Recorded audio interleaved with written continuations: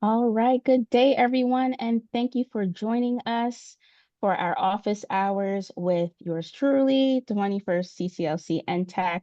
Today, we'll be answering questions all about 21st CCLC programming. Now, before we get started, we'll go ahead and just show our disclaimer. If you're new here, we often share some ideas and methods that often work in a lot of programming. In addition to this disclaimer, I would also like to share with you all a quick video just to give you some background about the 21st CCLC NTAC. Welcome to the 21st Century Community Learning Center's National Technical Assistance Center, the premier place for out-of-school time professionals to learn, collect resources, and engage with peers and experts. In collaboration with the U.S. Department of Education, the primary goal of the 21st CCLC NTAC is to support the professionals who operate Nita M. Lowy 21st CCLC programs across the nation, building their capacity and empowering them in their own educational journey toward learning and continuous growth. More than 85,000 professionals support students and families in over 10,000 sites across the nation that offer academic and enrichment activities to more than 1 million students in high-poverty, low-performing schools during non-school hours. These professionals also support more than 350,000 families and 11,000 volunteers. So the vision and mission of the 21st CCLC NTAC is to ensure that these professionals have the knowledge and skills they need to implement exciting and innovative programs for students and families, and have a place to share best practices, engage with evidence-based resources, and participate in professional learning opportunities to ultimately help students and families build lasting success as lifetime learners. Now is the time to build capacity with the 21st CCLC NTAC, where education meets empowerment.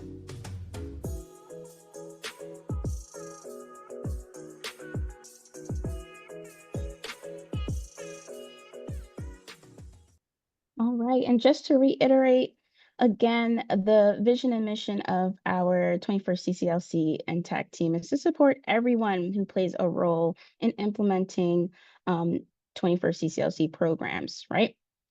So we are heavily focused on providing you those evidence-based resources and professional learning opportunities to build capacity of all stakeholders. Now, if you are new joining us, maybe this is your first office hours or you're new member of your team, we would also like to just quickly review some priority areas that the 21st CCLC NTAC likes to focus on. Now, one of them being addressing the impacts of COVID-19. We're also focused on providing equity of access to resources, support students with SEL needs, fiscal compliance, statutory and programmatic requirements, and academic focus areas like the ones that you see listed here. So we understand that all educators may struggle with managing student behavior. And so if you haven't gotten a chance to check out our website where we have available different toolkits to support those different behaviors, as well as some STEM activities and a number of items. So again, we will be sharing a couple of these resources as we answer these questions, but we highly encourage you to take a look at the website if you haven't already done so. So today we have a couple of members from the 21st CCLC NTAC team who will be answering questions and providing a few responses. Again, all things 21st CCLC programs. So I am your host today. My name is Shanika Peck. I'm one of the senior TA liaisons. I oversee states who have Julie as the federal program officer.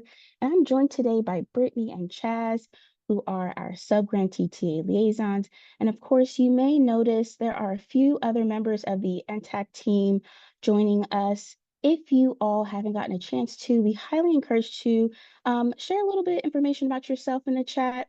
Let us know who you are and where you are joining from. Now for this session, Again, we would love for you to just introduce yourself in the chat box. We will begin with the questions that were shared during registration. Now, if you haven't gotten a chance to share any questions, feel free to share that in the chat. So if you are here to listen and kind of gather some information, how about you just share something that you're curious about in terms of 21st CCLC programming? Now, in addition to any other additional questions, again, you can share with us in the chat box, or you can go ahead and unmute. We see that we have a couple of people here from a little all over. So we'll definitely be looking out in the chat box. Now, if you are implementing some best strategies, we highly encourage you to also share those resources or solutions in the chat box as well. As we answer these questions, we will share some resources that are made available to you through the website and any upcoming and universal supports. So what I'll do is I'll stop sharing my screen here and let's take a look at some of those questions, right? So just by the looks of it, a lot of people have back to school at the top of mind, right? Which isn't a surprise. It is August. We have some programs who are wrapping up with summer programming. Some are in their last couple of weeks. And some programs are assisting the school day, right? Because some schools have started this week. So let's start there. And we have a couple of questions here, um, all focused on back to school or some kind of program design and curriculum, right? So our first question is, how can I set my program up for success? And we're thinking about structuring staff training to support back to school. So again, we have a couple of members from our NTAC team. What I'll do is I'll hand it over to Chaz to start us off. Absolutely. So, I mean, there are a lot of different aspects that you want to look at when you're setting your program up for success for the coming year. But one of the first things you want to do is conduct a thorough needs assessment. Just so you can identify the specific needs and interests of your students, because they're going to differ from the students in a lot of other programs, right? And you can do this a bunch of different ways. You can use surveys or interviews. You can use last year's academic data too. That can be a useful source of just figuring out where those pain points are for your students and where you can help support them the most. Um, and so that sort of dovetails into, you want to make sure that all of your planning is student centered, right? You want to make sure that you involve students in the parts of the planning process that you can, right? Because sometimes your hands are tied, but a lot of times it's actually very useful and easy to implement things that are informed by students' voice and choice, right? Which also increases their engagement and buy-in for the program. Awesome. Thank you for sharing, Chaz. Now, you brought up a lot of important points here, especially when we think about those needs, right? And you mentioned programs using surveys or data that is already available to them. I also think it's really important that we start with those relationships that we can forge with the school day staff. So around this time, you may have teachers who are already planning their agenda for back to school night or back to school week, depending on the structure of the school. Think about ways your program can get involved or potentially participate in those back to school nights or events, right? You may be able to collect additional data, like what Chaz mentioned, planning around students, right? If their parents are there, we can also gather some family input, all while teaming up with the school day, of course, right? Because they're starting the year off with collaborating with families. Do we have anyone else from the team who would like to provide any input around how programs can set their team up for success as we head on back to school? I'd like to chime in. So we focus so much on getting things started right with the students, right? But it can be it can be extremely difficult and challenging to make that actually successful if we're not setting up our teams first for success. And so, it goes without saying you have to do some team building from the get go, right? And if you are a school-based organization and you have staff that are coming from your school day, there's relationships that are already there potentially. But OST is different than the school day. And so getting them to start to think about things that are outside of that school day box, and how does learning look different in the after school space instead of their school day classrooms is going to be really important. Um, Students come to OST programming, particularly our 21st C programs, because it is outside of that school day box and they're looking for learning opportunities that are going to give them, hands-on opportunities and to get them thinking and deeper and more connected across different content areas instead of just like, here's my math box, here's my reading box, here's my, here are these walls. How can you plan activities where you're linking all of these things together? And so we talk a lot about project-based learning, and that looks different in the OST space. And so that's important regardless of who your staff is establishing what does that look like. But again, if you're school-based, if you have staff that are school teachers or somehow connected to the school day and they have those educational leadership experiences, which is really great, but it also like making sure that they understand that it needs to look different. So getting to know one another, making sure everybody understands how lessons should be looking different in the OST space. And then also for our inexperienced staff, they're going to need some hand holding and some how-tos. So can we pair them with perhaps some more tenured staff or experienced staff? If you don't have that, are there resources around that you can tap into, like the NTAC, to start to think about like what does an effective plan look like for those inexperienced staff? That is going to shore up what the experience is like once those students enter that first day of programming. And if you don't have that strong start, then that just invites chaos, and then that can lead to disruptive behaviors. And we just want to make sure that there's like a nice strong structure and a strong framework from the get-go. And you can offer trainings to your staff to help get them there, collaborative planning, so that they are working together. These are all great things to make sure that your staff are ready from the get-go. Thank you, Brittany. You actually point out a lot of different points here, and we kind of can transition into our next question that someone asked around aligning their program activities with the needs of their students. But you did also mention resources and people tapping into NTAC, of course. So we will be dropping a couple of links in the chat. One of those links will be to register for our upcoming New Leaders Academy. So if you are new in your role or you need a refresher, that is definitely a resource that you can tap into. So we'll go ahead and drop that link in the chat shortly, and we'll probably talk a little bit more about it because it looks like a couple of questions that are coming in can be answered through a couple of the resources that we are able to provide. So we're still thinking about that program design, right? We're thinking about back to school. We mentioned a ton of activities, right? Planning activities, whether we are planning them with our team or setting our team up for success.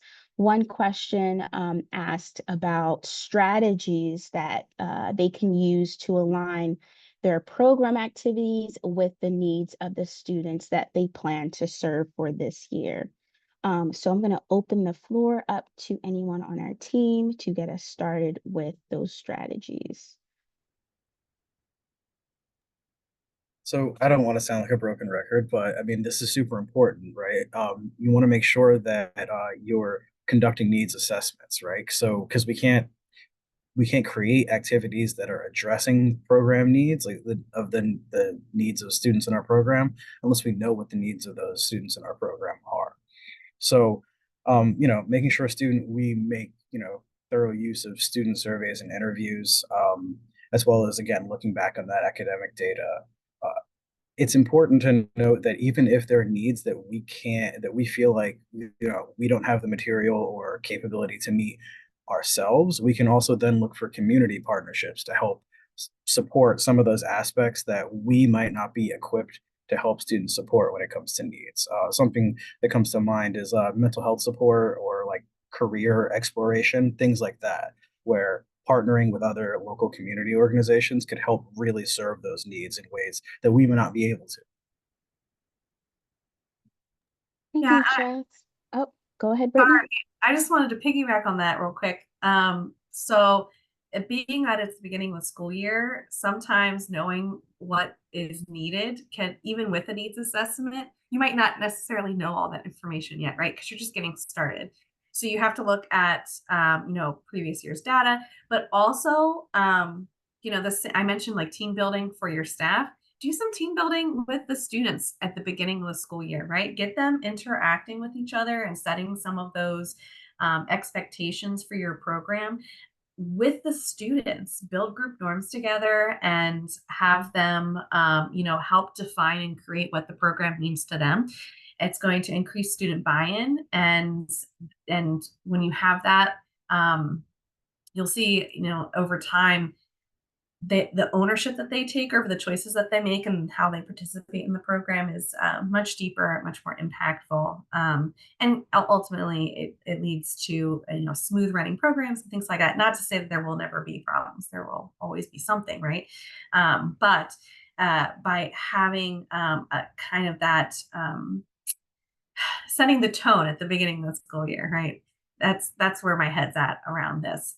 Once you've had some time to look at the data, once you've had some time to needs assessment, like Chad's mentioned, and understand where students are, you can begin to fine tune those activities to specifically meet those needs. The other thing is speaking with those school day partners and understanding, hey, what's happening in your building? What's happening in your classroom? What are you seeing? What are the students' needs there? Can help inform the direction that you take. If you are a program where you're serving students that are coming from multiple schools or multiple locations at like your community-based organization, and they're all coming to you, and it's kind of like a mixed bag of needs, get to know the kids, talk to their families, understand what are they getting for homework if they're getting anything at all. See what's going on as far as like whatever their home access system is, right? Like what assignments are they being given, whether it's homework or during the school day, and how are they doing? And have that conversation with the students and see where they're at. And you know, open-ended questions are going to be the lifesaver in those conversations, because otherwise there's just that precedent that it's okay for the kids to say, oh, I don't have any homework, it's fine, and ask the open-ended questions about what they did that day, and you can start to be able to dig out things about what they learned in different classes and what their needs are in that way. So there's just some extra ideas for how to, especially in this time of year, whenever it's everything's new. Absolutely, Brittany. And I just want to add one more thing that could potentially help with the intentional planning of those activities.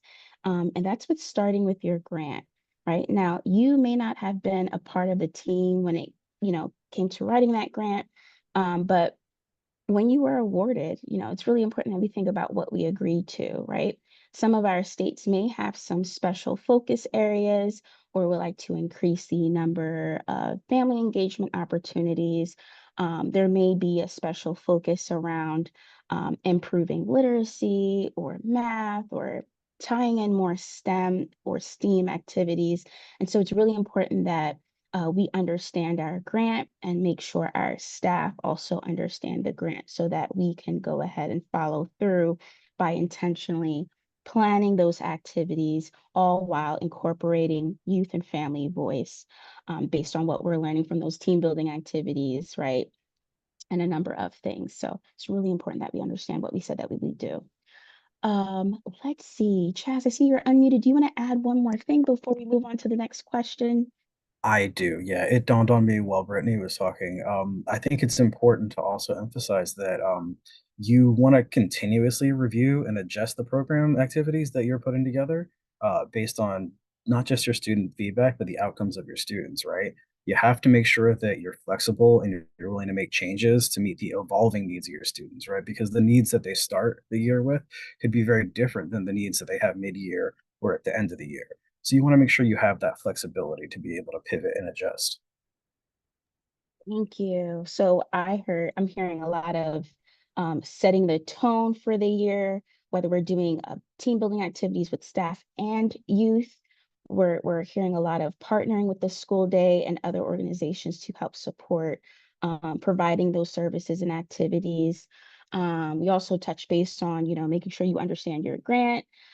So those are a lot of the different strategies. Oh, and of course, focusing on needs assessments, right? We need to understand where the needs are and how we can bridge that gap within our OSC program while making sure it looks different from the school day, just like what Brittany mentioned earlier. So I think all of those components kind of address that next question around planning for effective staff training, right? So again, we're setting the tone for the year. We're being mindful of the intentional activity planning, and Chaz also mentioned aspects of continuous improvement, right?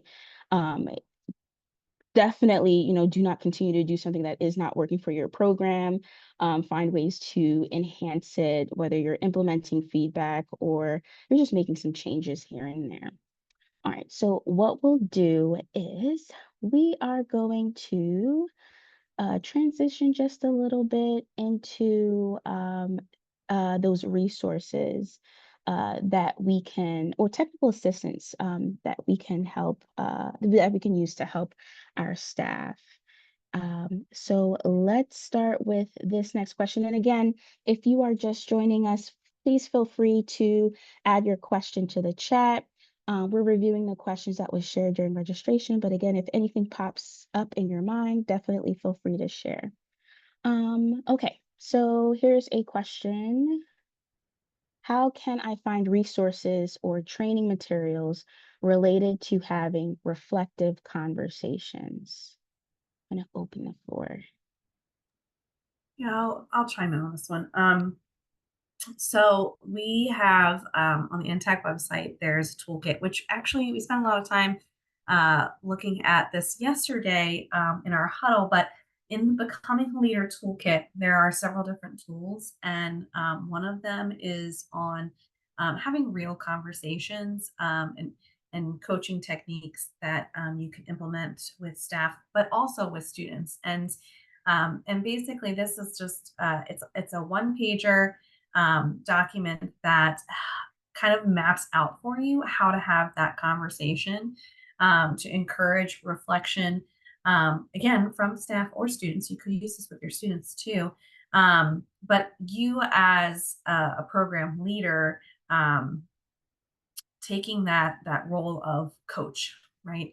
And to how do you help someone along to discover the things, have them self discover, right? The things that they are good at or the things that they need to improve upon. And how do we use the questions that we ask to be able to help them get there, right? One of the biggest things, that makes uh, you have an opportunity, right, as leaders, it makes it very special to just decide, how do you want to approach these conversations? Do you want to be the kind of leader that is the teller and the doer, or do you want people to grow and you want to support them through that growth? Those are two different kind of things. And we spent a lot of time talking about servant leadership here at the NTAC. And by being a servant leader, we one of the things that we do is have these conversations that allow the people that we serve, our staff in this case, to grow and reflect on their own practices, their own experiences, so that they can grow and improve and become leaders eventually themselves, right?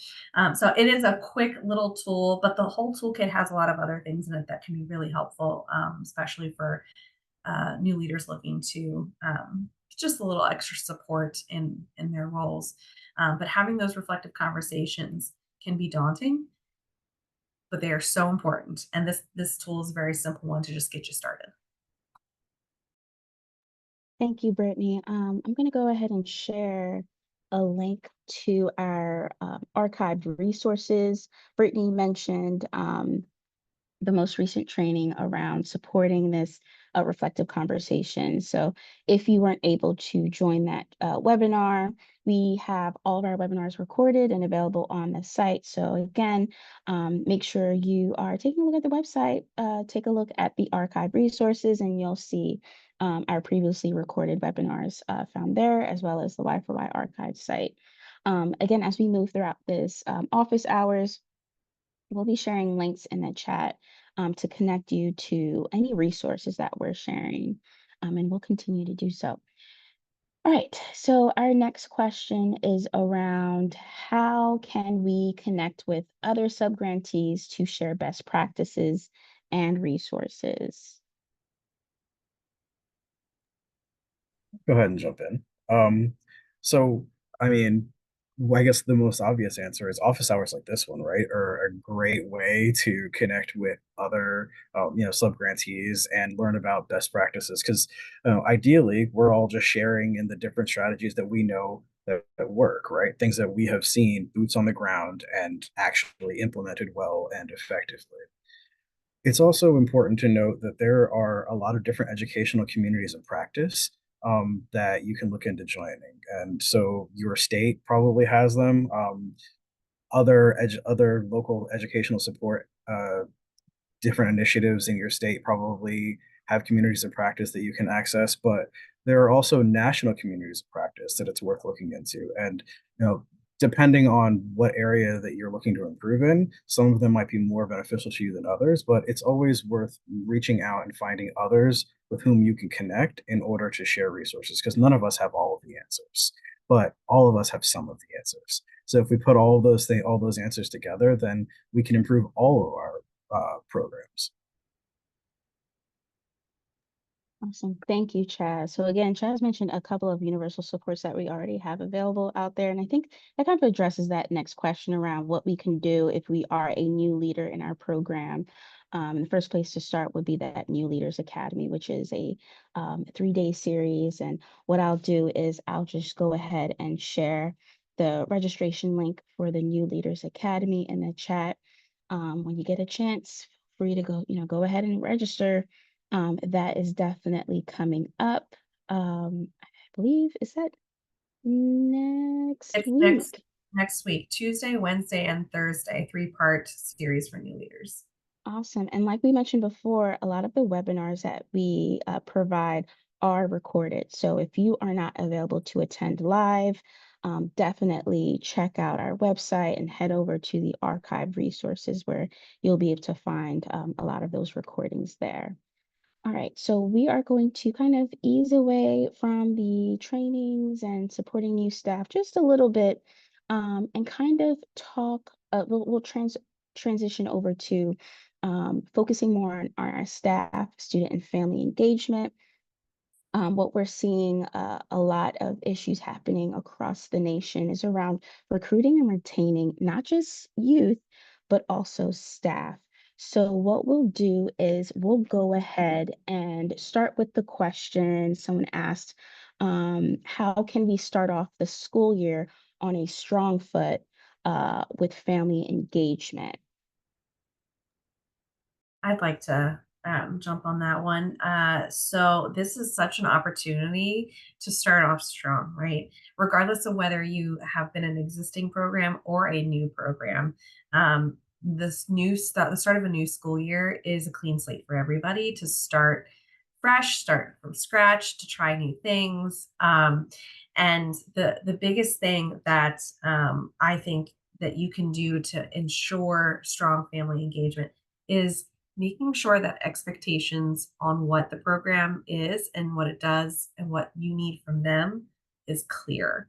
Um, if you are going to want families to be attending events or volunteering um, or coming into support in other capacities in your program, let them know from the get-go that that's something that you're asking them, right?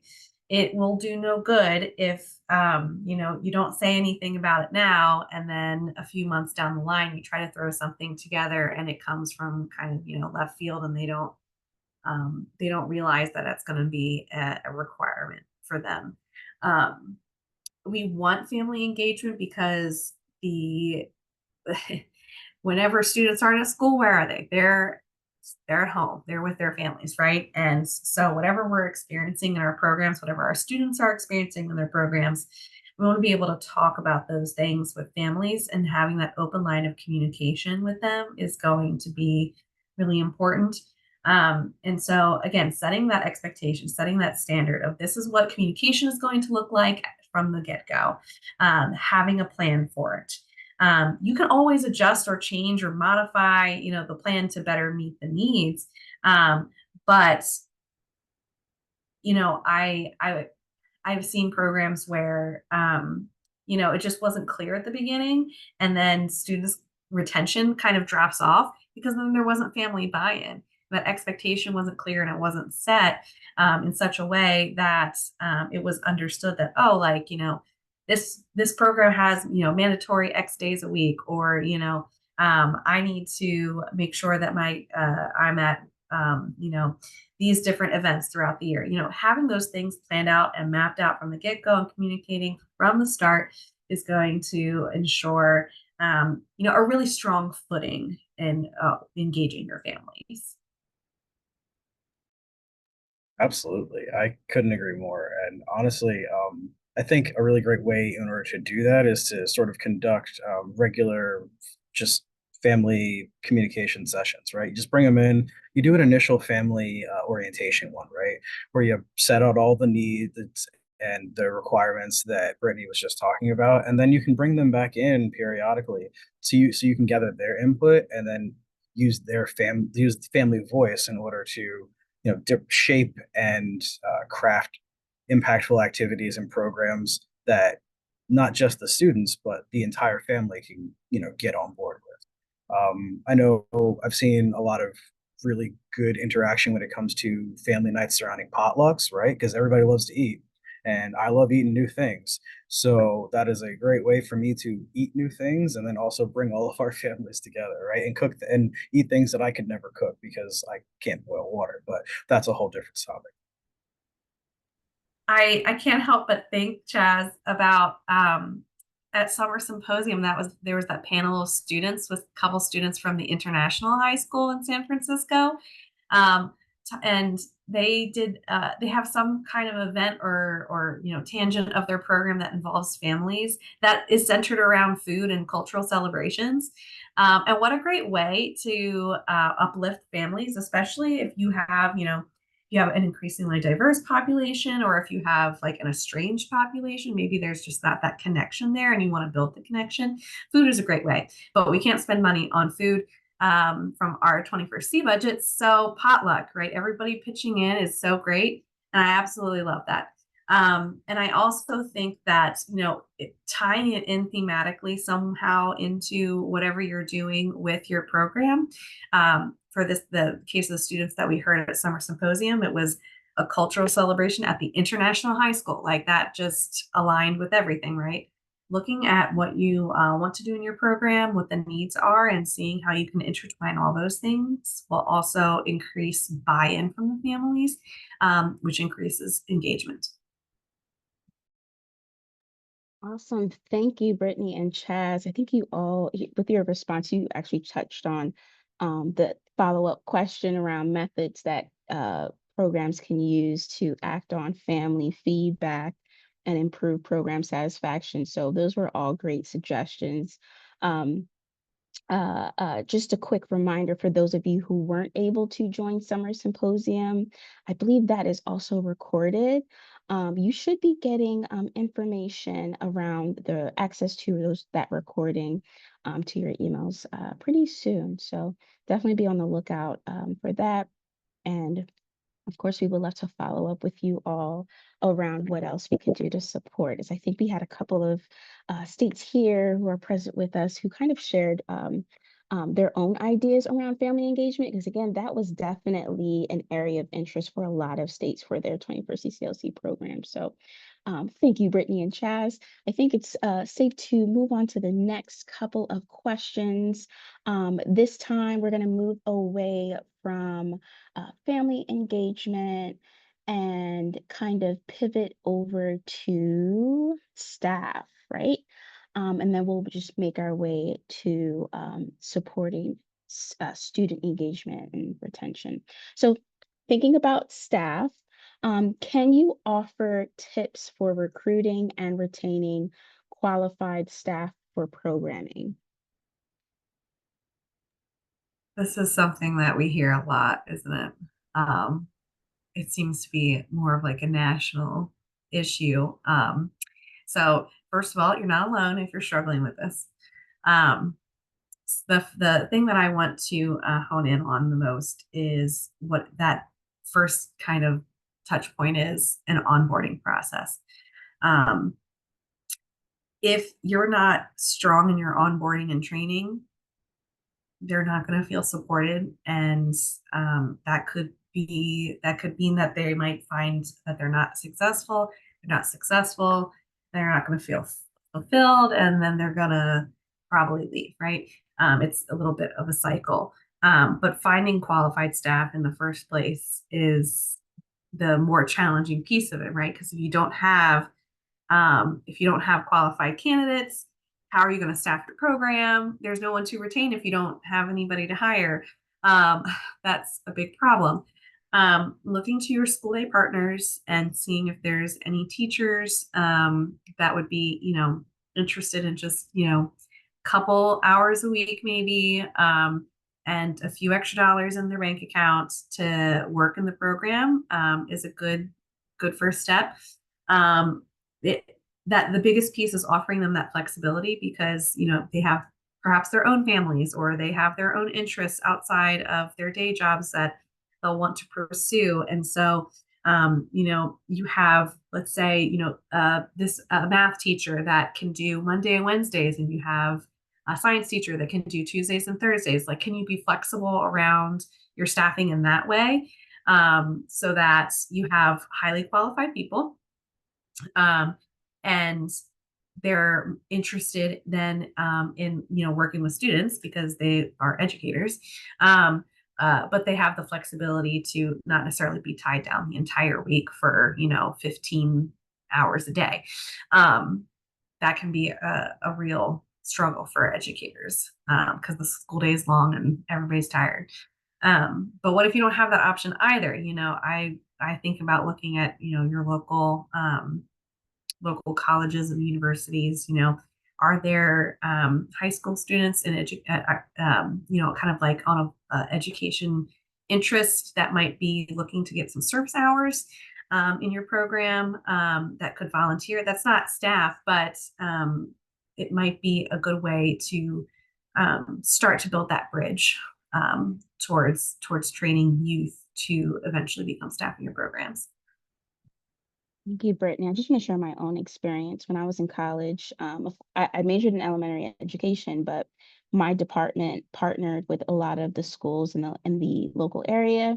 And so I was able to get a part-time job at an aftercare facility, so that, as I'm, obtaining my degree, I was also getting some experience around supporting youth. And in that case, it was not during the school day, because, spend those many years learning about elementary education, that I want to see, what education looks like outside of the school day. So, yeah, I totally agree. Tapping into those local colleges and universities to see which departments are interested in either supporting as volunteers, or potentially offering students, college students, the opportunity to gain experience in the OST field. We definitely want to create a pipeline into OST. And so, best place to start is, with the younger or emerging professionals who are interested in supporting youth, but maybe they aren't too sure about serving as a teacher during the school day. So definitely agree with Brittany's suggestion there. Um, Are there any other ideas that we like to put out there before we move on to the next question?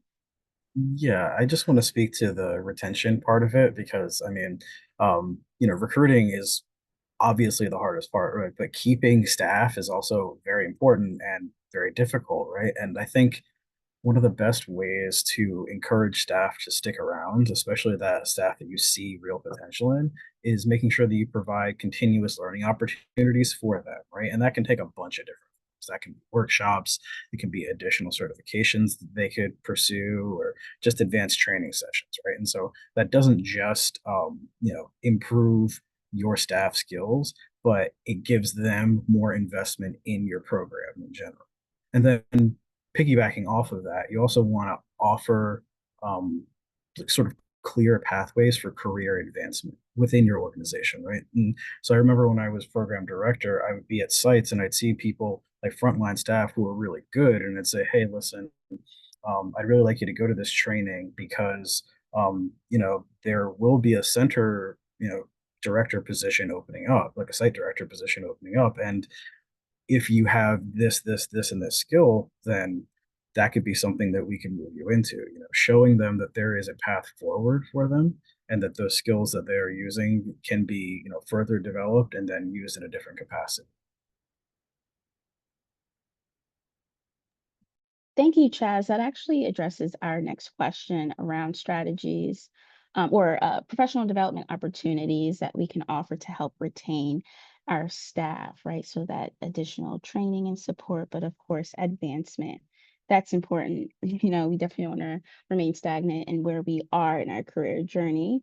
Definitely would like to, see what we are, what our potential would be like, especially if we are new professionals or seasoned professionals looking for a change in their trajectory, right? Um, what we'll do is kind of ask another question, answer another question from about staff, right? So someone asked, what strategies can we use to recognize and reward staff performance effectively? So I guess this is leaning more towards, maybe another idea around retaining staff, but really focus on performance and rewards. I think the value of a formal recognition program shouldn't be understated, right? Employee of the month or staff member of the month seems silly in the moment, but when that staff member is publicly acknowledged in that way, that is gratifying for them and shows them that the work that they are doing is paying off. And you can do that in a bunch of different ways, right? You can do that in staff meetings. You do that on shout them out on your social media, newsletters, even just having a cool little poster up at a site. My first site, we just had like a fun little poster where you could just tape somebody's picture on there, whoever is the staff member of the month, and it's just nice. And then it shows parents how engaged staff are with their students, and it also shows students what can happen if you continually give your all in a place, right? It shows that that is rewarded and acknowledged. I also think that it's really useful to do personalized appreciation too. So not that big public thing, but just pulling somebody aside and saying, "Hey, listen, I see how you're moving. I see what you're doing right now, and keep going. You're doing amazing stuff, and you're making seriously great impacts." Just catching somebody in that moment and saying, "Hey, I saw what you did right there, and it was amazing," can be incredibly impactful for people. And it's frankly something that I think we just don't do enough as a society. I definitely agree with Chaz. I also think looking at your own practices as far as uh, like staff evaluation and feedback goes, sometimes, and I feel like it's probably more often than observations are intimidating and uncomfortable, and program leaders have the opportunity to make that not the precedent for those experiences. I also think about time and capacity, and are we making the space to do these effectively, so that staff are truly getting what they need from the experience of observation and evaluation. If if it's rushed, or if it's if it's just another thing on the list to check off at the end of a period because you didn't do it and you have to, it's not meaningful. There are the little things, like Chaz said, mean so much, but I also feel like they don't mean a whole lot if you're not also doing a good job at just like, and it's the HR piece, right? It's the HR piece that's really hard and uncomfortable. And if you're not doing a good job at that, then the little things are just the little things, and they don't necessarily hold over time. So I definitely think it's a little of this and a little of that. You got to do the little things, but you also have to have a strong, practice. Hold yourself as a leader accountable for doing the things and making sure that, um, you know, observations and evaluations do not feel like a punitive measure or anything like that for your staff, right? You want them to have the opportunity to be able to reflect and get feedback and give you feedback, just as much as you giving them feedback. That's really, really important. And I don't think that I don't think of enough of us give enough time to that in the OST setting. Thank you, Brittany. Especially about that feedback. I think it will be also helpful if your staff see you implement their feedback. We can talk about feedback and we can give feedback, but how we go about following up with that feedback or implementing that feedback can be so meaningful. Because again, of course, we want our youth to feel empowered. We're leveraging youth voice. What about our staff voice, right? So thank you for bringing that up. And as we kind of wrap up this discussion around staff engagement and retention, are there any other tips that anyone from the team would like to share before you transition to students? I'll just open it up. Any last tips, tricks for recruiting or retaining qualified staff or supporting staff? I know we mentioned a lot. No?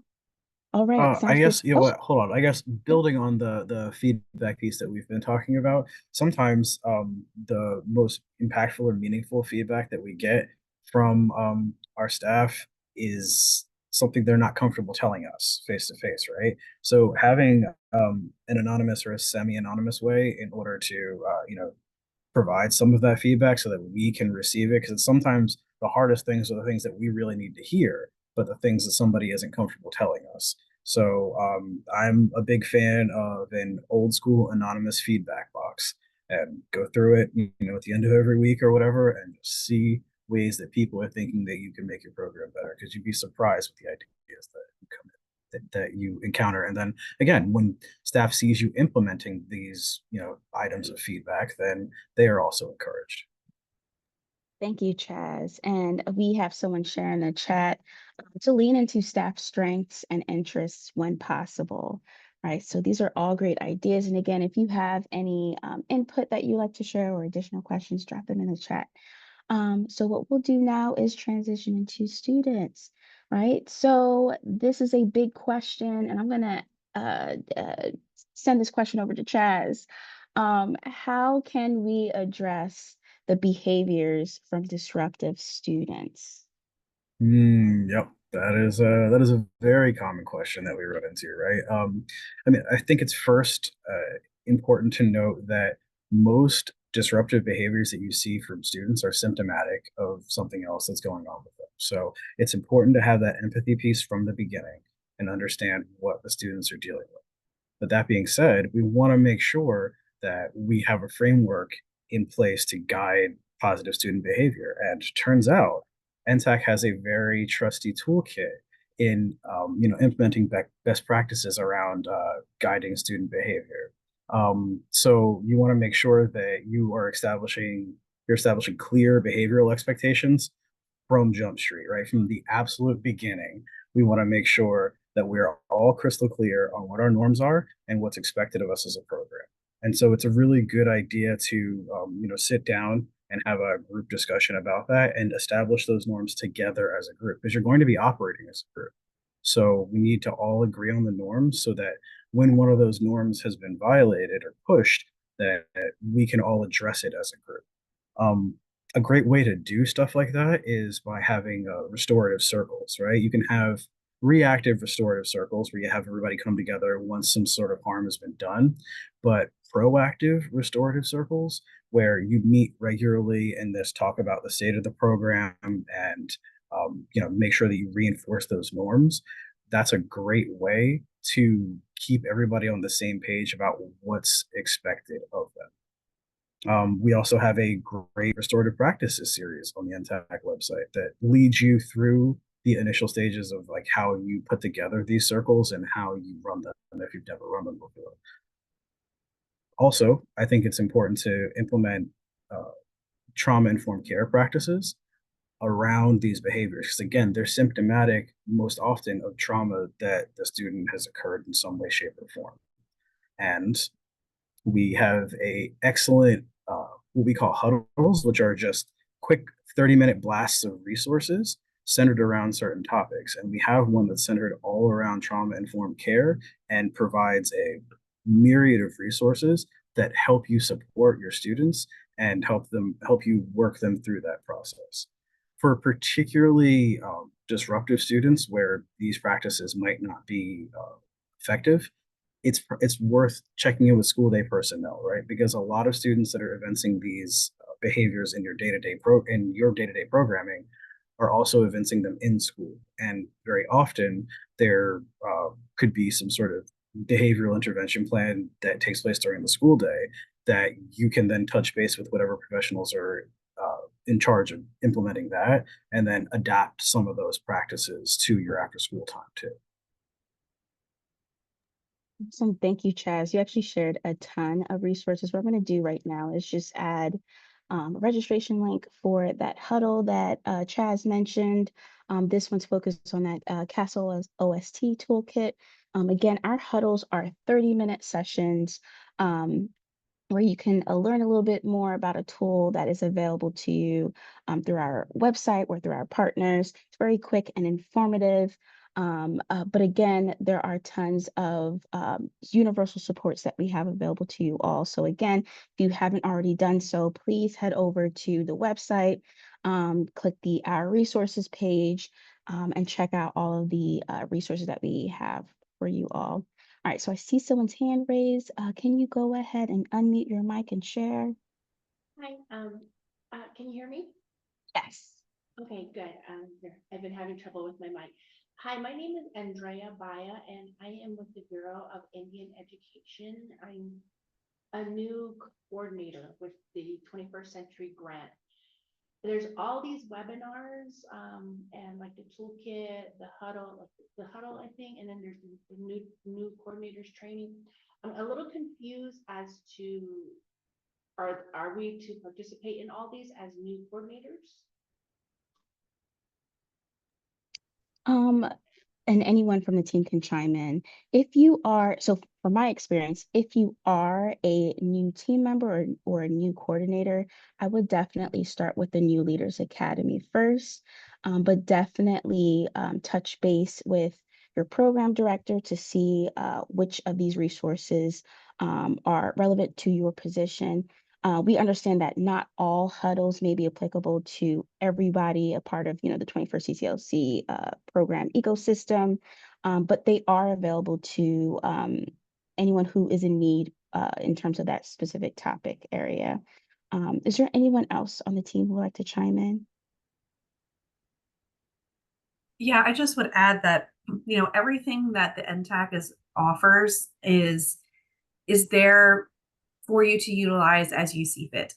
And so, it's great that you joined us today for this kind of like Q&A session. But not all trainings are going to be always geared to everybody, like Shanika said in the I like the word ecosystem. That's a good way to put it, right? Some things are going to be more targeted to SEAs or more targeted to program leaders or to, frontline staff. So look at the descriptions. And if you ever have any questions though, just reach out and ask because we're happy to clarify anything that we're offering, and utilize things that you think that you might find useful, especially being new to your role. And good luck. Thank you. I'm just signing up for everything that comes in with the 21st century training for the registration link. So I'm just getting a feel for where everything fits. So thank you for answering that question. And I'll provide my email in the chat. Thank you. Thank you, Andrea. And then, of course, all of the webinars and universal supports that we provide are recorded. It's okay if you aren't able to join live. You can always check it out, later on down the road if that topic becomes relevant to what you're experiencing in your program for the first time. So welcome to 21st CCLC programs. We're excited to have you. Right now, I have up on the screen ways that you can stay informed if you aren't already connected to us. Definitely take a look at the website, 21stcclcntac.org. We have a number of items there, just like what we mentioned and shared in the chat box. Take a look at it. We also have our learning a new LMS that you can explore. You can take courses on your own time. The list goes on. You can also send us an email at info@21stcclcntac.org. It could be an email about anything that comes to mind, any questions. It's constantly being monitored, so we can provide a response to you as soon as possible. We also have our newsletter. So right now there's a QR code on your screen. If you aren't already signed up for our newsletter, which comes out on a monthly basis, take some time to sign up for our newsletter. You can also sign up through our website as well. You can follow us on X or LinkedIn at 21st CCLC NTAC. We often provide updates on conferences that we'll be attending, webinars that we'll be hosting, or if there's like a special trend that we are noticing in many programs across the nation, you'll find our thoughts there. So again, here are different ways that you can stay informed. We shared quite a few in the few resources in the chat. I just want to go back a little bit, and don't worry, I'll have that informed page up for you. But just one note, I forgot to mention this earlier, but any key resources that we linked in the chat today will be shared in a follow-up email for those of you who have registered for this session. Okay, so if you joined a little bit late, it's all good. We'll definitely follow up with you on those resources that were shared. But again, these are different ways that you can stay informed. And what we'll do is take the last couple of minutes of our office hours to open the floor to any additional last minute questions that you'd like to ask. We also have a poll that we will launch in just a few seconds, just to gather some quick feedback around how helpful this office hours was for you.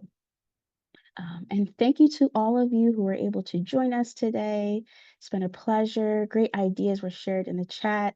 I want to thank the NTAC team for joining us. Brittany and Chaz, thank you so much for those awesome ideas.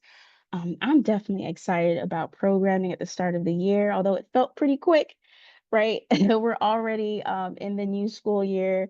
Some of us are already in the process of completing our first week, but you are here with us, and we greatly appreciate you all. So thank you all for joining us today. And again, we'll just sit tight just for any last minute questions that we can answer within the next minute or two of our office hours.